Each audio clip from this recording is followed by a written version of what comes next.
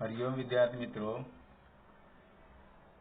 आजना video lecture में आपणे पाठ नंबर 7 में प्रादेशिक असमानता माटेना कारणों चर्चा करीशुं।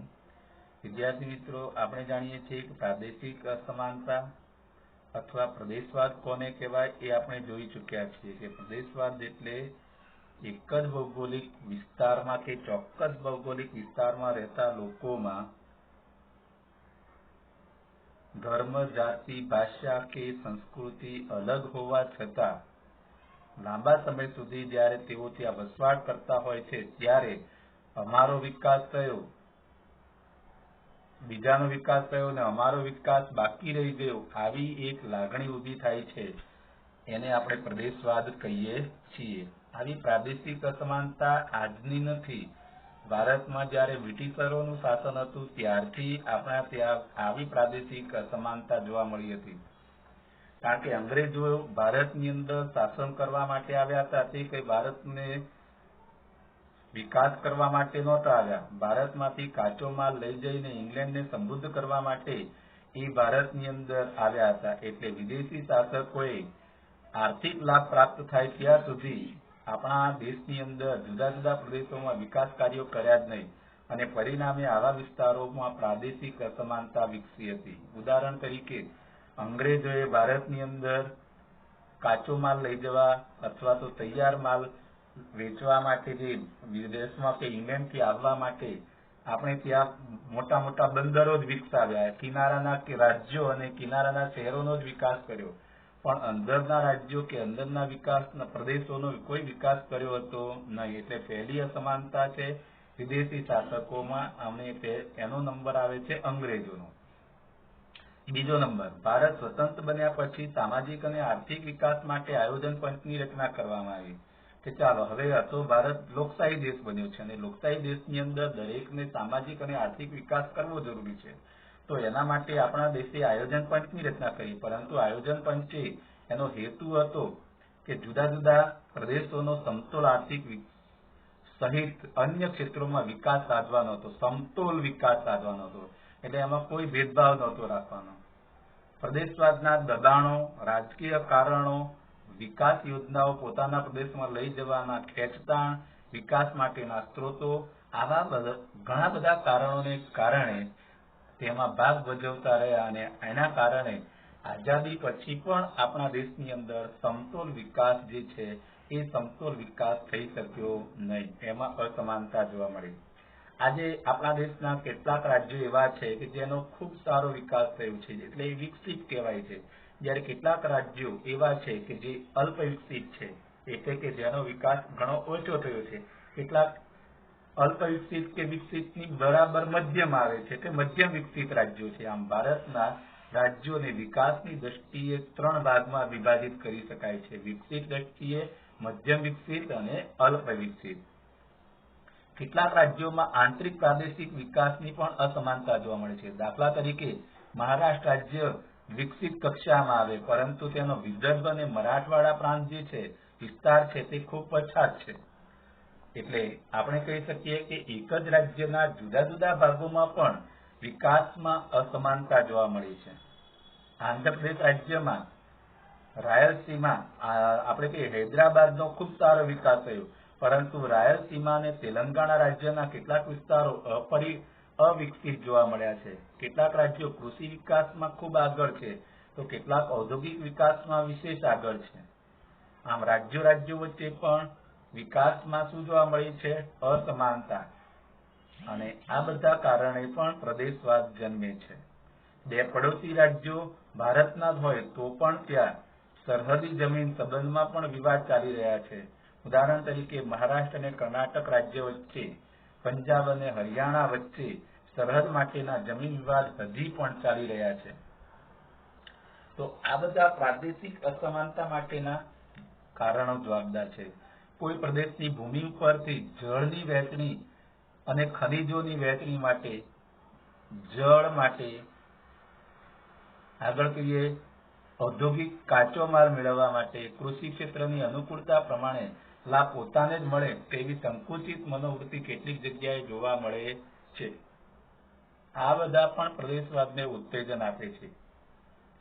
આવા પ્રદેશવાદ કે પ્રાદેશિકતા સંકુચિત ભાવનાના નજીવા સ્વાદ કે મહત્વાકાંક્ષાને લીધે રાષ્ટ્રીય એકતાને શું પહોંચાડે છે?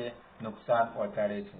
આમ આપણે કહી શકીએ છીએ કે આજે દેશ સ્વતંત્ર થયે આશરે 70-75 વર્ષ થવા આવ્યા છે, પરંતુ આ પ્રાદેશિકવાદ જે છે એ પ્રાદેશિકવાદની ભાવનાએ આપણે રાષ્ટ્રવાદના ઊંચું લઈ જવા દીધું નથી. આપણે બધાએ દેશ સ્વતંત્ર બન્યા પછી પ્રદેશ કરતા રાષ્ટ્રનું સ્થાન ઊંચું રહે તે રીતે પ્રયત્નો કરવા જોઈએ. એટલે આપણા જે કાર્યો પ્રાદેશિક એકતાને આપણે ઉત્તેજન આપનારા ન હોવા જોઈએ, પરંતુ રાષ્ટ્રીય હિતને ઉત્તેજન આપનારા અને વિકાસને વધારીને રાષ્ટ્રની ગરિમા એનું સ્થાન ઊંચું બને એવા જળવાઈ રહે એવા પ્રયત્નો આપણે બધાએ કરવા પડશે. તો જ આપણા દેશને આપણે શ્રેષ્ઠ બનાવી શકીશું. ત્રીજો નંબર જોઈશું હવે, વિજ્ઞાન અને ટેકનોલોજી ક્ષેત્રે ભારતનો વિકાસ. આપણે જાણીએ છીએ કે વિજ્ઞાન અને ટેકનોલોજી એક એવું માપદંડ છે કે જેના કારણે દેશનો ઝડપી આર્થિક વિકાસ શક્ય બને છે. આપણો દેશ આઝાદ સમયે ખૂબ જ ગરીબ અને આર્થિક રીતે કંગાળ બની ગયેલો દેશ હતો. આ દેશના લોકોને બહુ મોટી અપેક્ષાઓ હતી કે અંગ્રેજોના શાસનમાંથી મુક્ત બની આપણે ઝડપી આર્થિક વિકાસ કરી અને એક વિકસિત રાષ્ટ્ર બનાવીશું એવી શુભ આશાઓએ આ લોકોએ અંગ્રેજો સામે તનતોડ આંદોલનો કરી, કાર્યક્રમો આપી અને આઝાદી મેળવી હતી. એટલે આપણા દેશના નેતાઓએ વિજ્ઞાન અને ટેકનોલોજીનો ઝડપી વિકાસ થાય એના માટે આઝાદી સમયથી ઘણા પ્રયત્નો કરેલા છે. વિશ્વના અન્ય વિકાસશીલ દેશોની તુલનામાં ભારતે છેલ્લી અડધી સદીમાં એટલે કે 1947માં આપણો દેશ સ્વતંત્ર થયો અને 1999 એટલે કે 2050 વર્ષનો આ સમયગાળો, અડધી સદી થઈ. તો એ સદી સુધીમાં વિજ્ઞાન અને ટેકનોલોજીના ક્ષેત્રમાં આપણે જે સિદ્ધિઓ મેળવી છે એ અતિ વિકસિત દેશોની બરોબરી કરી શકે તેમ છે એવું કહી શકાય છે. અતિ વિકસિત એટલે કેવા? તો કે દક્ષિણ કોરિયા છે, જાપાન છે, પછી અમેરિકા છે. આવા જે અતિ વિકસિત દેશો છે એની પણ આપણે બરોબરી કરી શક્યા છે. એટલે 50 વર્ષમાં આપણા દેશે વિજ્ઞાન ટેકનોલોજીના ક્ષેત્રમાં ઘણું બધું મેળવી લીધું છે. આપણી પાસે મર્યાદિત અને અલ્પ સાધનો, આપણી પાસે એટલા સાધનો નથી જે વિકસિત દેશો પાસે હોય. તેમ છતાં બીજું, સાક્ષરતાનું ઓછું પ્રમાણ છે. આપણા દેશની આઝાદી મળી ત્યારે માંડ 25% સાક્ષરતા હતી. આજે તમે જોઈ શકો છો કે આ બે આપણી પાસેની મર્યાદાઓ હોવા છતાં આપણા દેશે વિજ્ઞાન અને ટેકનોલોજીના ક્ષેત્રમાં નોંધપાત્ર વિકાસ કર્યો છે. સ્વતંત્રતા પછી ભારતનું નેતૃત્વ જે કરનારા મહાનુભાવો છે, પંડિત જવાહરલાલ નહેરુ અને અન્ય આપણા જે નેતાઓ છે, એ નેતાઓએ આપણા દેશના મહાન વૈજ્ઞાનિકો જેમને કામ સોંપી દીધું કે નવી નવી સંશોધનો કરો, યંત્રો બનાવો, જુદા જુદા પ્રકારની મિસાઇલ ટેકનોલોજી બનાવો. આવા જુદા જુદા વૈજ્ઞાનિકો જે છે એ વૈજ્ઞાનિકોએ આપણા દેશના વિજ્ઞાન ક્ષેત્રમાં વિકાસ સાધવા માટેના પ્રયત્નો કરાવ્યા છે. એમાં ડોક્ટર હોમી ભાભા, ડોક્ટર રાજા રમન્ના, ડોક્ટર વિક્રમ સારાભાઈ, ડોક્ટર સીવી રામન, ઇજનેરી ક્ષેત્રમાં સર એમ વિશ્વેશ્વરૈયા, સામ પિત્રોડા, ડોક્ટર એપીજે અબ્દુલ કલામ, ભારતના પૂર્વ રાષ્ટ્રપતિ પણ હતા તેઓ, મેટ્રો રેલવે પ્રોજેક્ટ સફળ બનાવનાર શ્રીધરન તથા આવા અન્ય વૈજ્ઞાનિકો, ઇજનેરો, ટેકનિકેટો એટલે કોણ? તો કે ટેકનિશિયનો વગેરેનું પ્રદાન આપણા વિકાસની અંદર નોંધપાત્ર કહી શકાય છે. આવી પ્રવૃત્તિઓ માટેની સંસ્થાઓ કઈ કઈ હતી? તો કે બે સંસ્થાઓ, IIT Indian institute of sciences અને Indian institute of technology, Indian space research organisation. તો આવા વિવિધ પ્રકારની સંસ્થાઓ, એ સિવાય ફિઝિકલ રિસર્ચ લેબોરેટરી સહિતની ઘણી સંસ્થાઓ આ પ્રકારે વિજ્ઞાન ટેકનોલોજીમાં નવા નવા સંશોધનો કરવા માટે સ્થપાયેલી હતી. આ જે વિજ્ઞાન ટેકનોલોજીના સાધનો છે તે બનાવવા માટે આપણા કેટલાક વ્યક્તિઓનું, મહિલાઓનું પણ યોગદાન છે. જાનકી અમ્માએ વનસ્પતિ ક્ષેત્રની અંદર સંશોધન કર્યું છે. અસીમા ચેટર્જીએ રસાયણશાસ્ત્ર ક્ષેત્રે સંશોધન કર્યું છે. ડોક્ટર ઇન્દિરા આહુજા તબીબી ક્ષેત્રે સંશોધન કર્યું છે. શકુંતલા દેવી ગણિતશાસ્ત્રમાં માનવ સંગકણ હ્યુમન કમ્પ્યુટરની રચના કરી છે. કલ્પના ચાવલા અવકાશ સંશોધન ક્ષેત્રે, સુનિતા વિલિયમ્સ અવકાશ સંશોધન ક્ષેત્રે. તો આમ જે પણ વૈજ્ઞાનિકો, ટેકનિશિયનો અને જે આપણે કહીએ છીએ ઇજનેરો છે, એ ઇજનેરોમાં સ્ત્રીઓ પણ ઘણો મહત્વનો ફાળો આપ્યો છે એમ કહી શકાય છે. આમ રાષ્ટ્રના વિકાસમાં માત્ર પુરુષોએ નહીં, મહિલાઓનું પણ યોગદાન ઘણું વધારે છે. ચાલો આપણે હવે કેટલાક ક્ષેત્રોની વાત કરવાના હતા. તો કે આમાં સૌથી પહેલા ભારતે કૃષિ ક્ષેત્રે હરિયાળી ક્રાંતિ લાવવામાં એક મહત્વપૂર્ણ હિસ્સો કે મહત્વપૂર્ણ યોગદાન આપેલું છે. કારણ કે આપણો દેશ આઝાદી મળી તે સમયે અન્નમાં એટલો બધો પરાવલંબી હતો કે બીજા દેશો પાસેથી અનાજની આયાત કરીને દેશના લોકોને અનાજ પૂરું પાડવામાં આવતું હતું. પરંતુ સ્વતંત્રતા પછી ભારત અનાજ ઉત્પાદનની અંદર સ્વાવલંબી બની ગયો. એક તો આઝાદી પછી સતત વસ્તી વધારો થતો હતો. એ નવી વસ્તીને અનાજની જરૂરિયાતો પૂરી કરવા માટે હરિયાળી ક્રાંતિને લાવવી પડી અને એના કારણે અન્ન ક્ષેત્રે આપણે સ્વાવલંબન મેળવી શક્યા.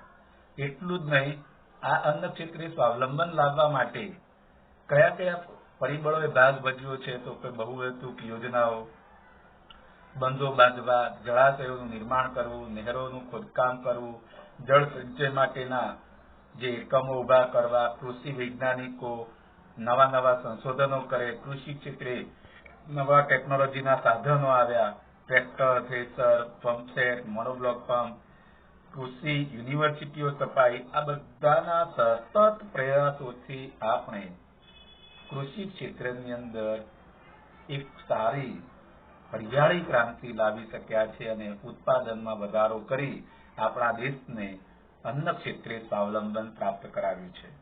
તો આ વિદ્યાર્થી મિત્રો તમને કદાચ પૂછે કે ભારતે અન્ન ક્ષેત્રે સ્વાવલંબન પ્રાપ્ત કર્યું છે, વિધાન સમજાવો, તો આ મુદ્દાને સમજાવવાનો છે. બીજું છે, ભારતે પરમાણુ વિજ્ઞાન અને મિસાઇલ ટેકનોલોજી ક્ષેત્રે પણ હરણફાળ ભરી છે એમ કહી શકાય. પરમાણુ વિજ્ઞાન અને મિસાઇલ ટેકનોલોજી શું છે? તો કે આપણે ત્યાં ઉર્જાની માંગ સતત વધતી જાય છે અને આ ઉર્જાની સતત વધતી જતી માંગને પૂરી કરવા માટે આપણે ત્યાં નવા અણુ રિએક્ટરો સ્થાપવામાં આવ્યા. આ અણુ રિએક્ટરોમાં તમને ખબર હશે કે 450 ગ્રામ યુરેનિયમમાંથી આશરે 120 લાખ કિલોવોટ વિદ્યુત પ્રાપ્ત થાય છે. 450 ગ્રામ યુરેનિયમમાંથી કેટલા કિલોવોટ છે? 120 લાખ કિલોવોટ વિદ્યુત મળે છે. એટલે કેટલી ખતરનાક ઉર્જા આ યુરેનિયમમાં સમાયેલી છે એ આપણે જાણી શકીએ છીએ. અને એ યુરેનિયમનો ઉપયોગ કરીને આપણે ત્યાં વિવિધ પ્રકારના આવા પરમાણુ રિએક્ટરો જુદા જુદા જગ્યાએ સ્થાપવામાં આવ્યા છે. એ સિવાય પરમાણુ વિજ્ઞાન અને મિસાઇલ ટેકનોલોજીનો શાંતિમય ઉપયોગ કરવા માટે અને તેમાં તેની સંશોધનો, સંસ્થાઓ અને પ્રયોગશાળાઓની પણ નોંધ લેવી પડે. મુંબઈના ટ્રામ્બેમાં આવેલું બાબા પરમાણુ સંશોધન કેન્દ્ર આ માટેનું એક ઉત્તમ ઉદાહરણ કહી શકાય. એ ઉપરાંત આપણા વૈજ્ઞાનિકો, એન્જિનિયરો, ટેકનિકેટો એમણે પણ સંયુક્ત પુરુષાર્થ વડે બાંધવામાં આવેલા પરમાણુ મથકો અને ઉર્જાની માંગને પહોંચી વળવા માટે સફળ પ્રયત્ન કર્યા છે, તો એ પણ કહી શકાય છે. ભારતે માત્ર ઉર્જાની જ માંગ નથી પૂરી કરી, પરંતુ સંરક્ષણ ક્ષેત્રે પણ આપણે ખૂબ સ્વાયત્તતા મેળવી લીધી છે. આપણે ત્યાં સંરક્ષણ માટે રાજસ્થાનના પોખરણ ખાતે 1998 ની અંદર આપણે પોખરણ ખાતે પરમાણુ શસ્ત્રોનું પરીક્ષણ કરી લીધું છે અને એ પરમાણુ શસ્ત્રોનું પરીક્ષણ કર્યું છે એટલે આપણે અણુધડાકા કરીને વિશ્વને એક પરમાણુ શસ્ત્રોનો દેશ બનાવી દીધો છે. આવી રીતે આપણા જે રાષ્ટ્રપ્રમુખ હતા ડોક્ટર એપીજે અબ્દુલ કલામ, એમણે પણ પોતાના પ્રયત્નો અને સંશોધનોને આધારે મિસાઇલોનું નિર્માણ કર્યું અને મિસાઇલ ટેકનોલોજીમાં પણ ભારતે ખૂબ સારી નામના મેળવી લીધેલી છે. તો આ મિસાઇલ ટેકનોલોજી એ શું છે તો કે પરમાણુ શસ્ત્રોને દૂર સુધી ફેંકી શકે તેવા પ્રકારના યાન અથવા તો આપણે તે વ્હીકલ કહીએ છીએ. તો એ મિસાઇલો જે છે એ મિસાઇલો આપણે ત્યાં જોવા મળે છે. અગ્નિ 1, અગ્નિ 2 આવી ઘણી બધી મિસાઇલો આપણે ત્યાં બનેલી છે. હવે આધુનિક ભારતે અવકાશ સંશોધન ક્ષેત્રે પણ ખૂબ સારી પ્રગતિ કરી છે.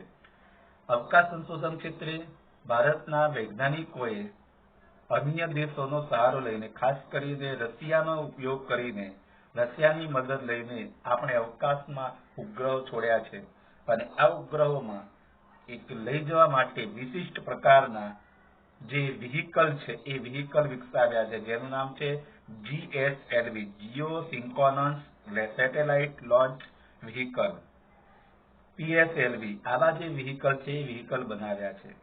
ભારતે સૌ પહેલો ઉપગ્રહ આર્યભટ્ટ રશિયાને ભૂમિ પરથી છોડ્યો હતો 1975માં. બીજો ઉપગ્રહ 1979માં ભાસ્કર અને ત્રીજો ઉપગ્રહ 1979માં રોહિણી તથા PSLV polar satellite launch vehicle.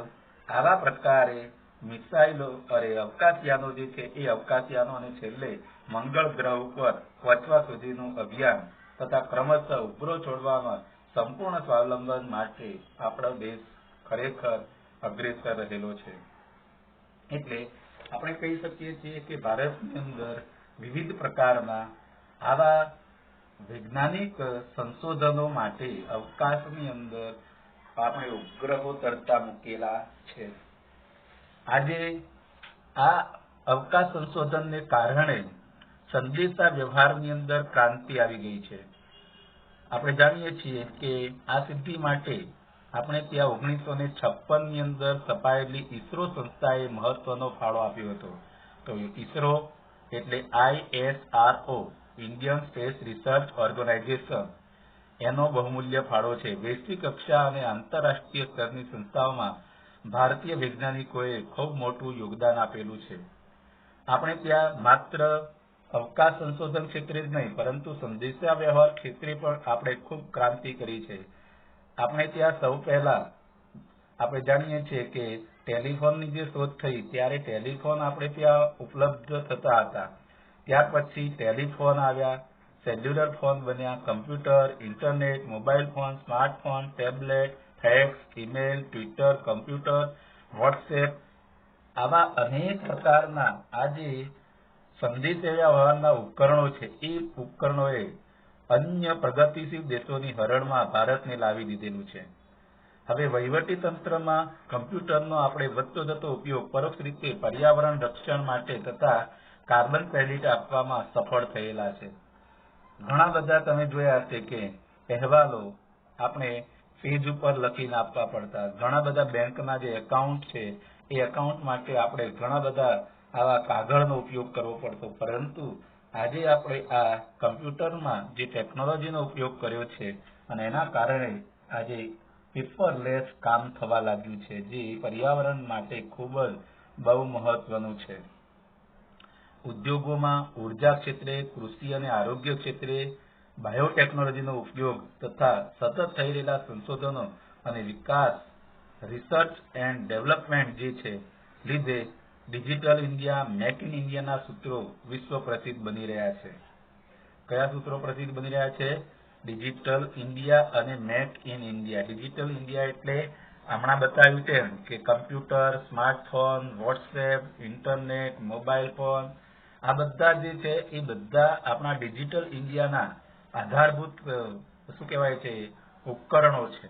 જો આ ન હોય તો આનાથી સરળતાથી આપણે માહિતીની આપલે, વસ્તુઓની લેવેચ, આપણે કહીએ છીએ કે ઈ કોમર્સ, આ બધું શક્ય ન બનાવી શક્યા હોત. બીજી વાત કરી શકીએ કે સંશોધનોના શ્રેષ્ઠતમ ઉપયોગના પ્રયાસો, રસ્તાઓ, બંદરોનો વિકાસ, શિક્ષણ અને આરોગ્ય ક્ષેત્રે માનવ જીવનના સર્વાંગી વિકાસ માટે થઈ રહેલા પ્રયાસો પણ આજે ભારતમાં સીમાચિહ્નરૂપ છે. આમ સંયુક્ત રાષ્ટ્રો દ્વારા 21મી જૂનનો દિવસ વિશ્વ યોગ દિવસ તરીકે ઉજવવાનો નિર્ણય ભારતના ઉજ્જવળ ભવિષ્યનું શું કરાવે છે? દર્શન કરાવે છે. તો યુએનઓએ કયા દિવસને વિશ્વ યોગ દિવસ તરીકે સ્વીકાર કર્યો છે? 21મી જૂન. તો વિદ્યાર્થી મિત્રો, અહીંયા આપણે આ પાઠને પૂરો કરીએ છીએ. જે વિદ્યાર્થીઓને કંઈ પણ ન સમજ પડે તો એ મને ફોન કરી શકે છે અને પ્રશ્ન પૂછી શકે છે. હરિઓમ. આજે આ પાઠ અને અભ્યાસક્રમ પૂર્ણ થયેલ ગણું છું.